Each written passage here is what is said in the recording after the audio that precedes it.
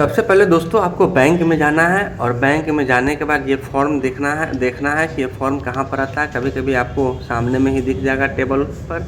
अगर ये फॉर्म आपको नहीं दिखता है तो जो बैंक के कर्मचारी है उनसे पूछिए कि हमें पैसा भेजना है और हमें फॉर्म बताइए, तो वो आपको फॉर्म बता देगा। आप फॉर्म लेके जैसे ही फॉर्म लीजिएगा तो इसमें सबसे पहले दोस्तों ब्रांच लिखा होता है और ब्रांच में देखिएगा वहाँ पर कि आप जिस जगह पर वो बैंक है उस जगह का नाम लिखना होता है ब्रांच में, और उसके बाद डेट लिखना होता है। दोस्तों डेट के लिए कॉलम बना रहता है, कॉलम बाय कॉलम क्या करिए कि उसमें आप डेट मेंशन करिए, जो भी जिस डेट को आप पैसा दोस्तों डाल रहे हैं खाता में।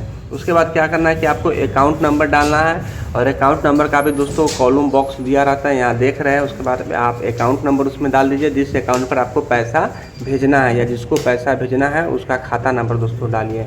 उसके बाद उस आदमी का जिसको भेजना है उसका नाम डालिए उसमें। जब नाम दोस्तों उसमें डाला जाएगा तो उस आदमी का मोबाइल नंबर डालिए।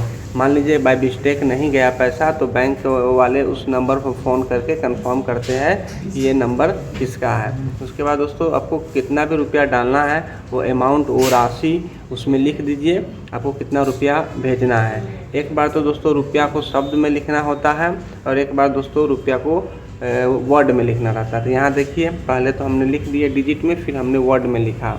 अब उसके बाद क्या करना है कि जो इतना अमाउंट आप डाले हैं एक बार पूरा जोड़कर लास्ट में सबसे फाइनल अमाउंट इसमें मेंशन कर दीजिए। उसके बाद फिर देखिए कि अगर आपके पास आप 50,000 से ज़्यादा रुपया डिपॉजिट कर रहे हैं तो उसमें आपको पैन कार्ड देना पड़ता है। अगर आप 50,000 से कम रुपया जमा कर रहे हैं तो पैन कार्ड की जरूरत नहीं होती। उसके बाद यहाँ कॉलम में देखिएगा कि सब नोट बाय नोट 2000, 500, 200, 150, 10 रुपया लिखा हुआ है। आपके पास जिसका जितना नोट है वो काउंट करके आप उसके सामने में लिख दीजिए। जैसे 500 का 10 नोट है आपके पास तो 10 लिख दीजिए, 200 का 15 नोट है तो 15 लिख दीजिए, या 100 का 5 नोट है तो 5 लिख दीजिए। तो जितना नोट रहता है उससे मल्टीप्लाई हो जाता है और लास्ट में फिर उसको हम लोग जोड़ कर क्या करते हैं, सबको एक साथ लिख देते हैं। उसके बाद फिर दोस्तों आगे बढ़िएगा तो फिर से आपको डेट डालना पड़ेगा दूसरे साइड।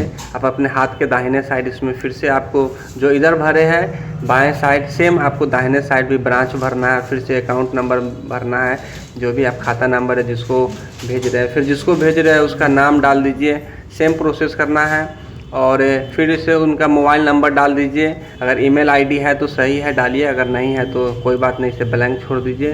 उसके बाद अब जितना रुपया आप भेज रहे हैं वो रुपया को यहाँ पर फिर से वर्ड में लिखिए, मतलब शब्दों में उस रुपया को यहाँ पर मेंशन करिए। जिससे क्या होगा कि दोनों साइड का मैच होना चाहिए। अगर गलत होगा दोनों साइड में से कुछ भी तो वो रिजेक्ट कर देगा, आपका रुपया नहीं जमा कर पाएगा। फिर लास्ट में यहाँ पर फाइनल अमाउंट लिखिए और आप जमा करने गए तो आप अपना साइन यहाँ पर दीजिए जो आप इसमें पैसा जमा करने गए हैं और आप इसे भेज रहे हैं। उसके बाद इसे क्या करिए, इस पैसा को इस कागज़ के बीच में रख कर और आपको काउंटर के पास जाना है। काउंटर के पास जाना है, कतार में खड़े रहना है। जब आपका नंबर आए तो नंबर का इंतज़ार करें, जब आपका नंबर आए तो अपना पैसा जो कैशियर बैठे रहते हैं उनको दीजिए। जब पैसा उनको दीजिएगा तो वो मिलाकर आपको लास्ट में एक स्लिप देगा साइन करके। इसका मतलब ये है कि आपका पैसा जमा हो चुका है।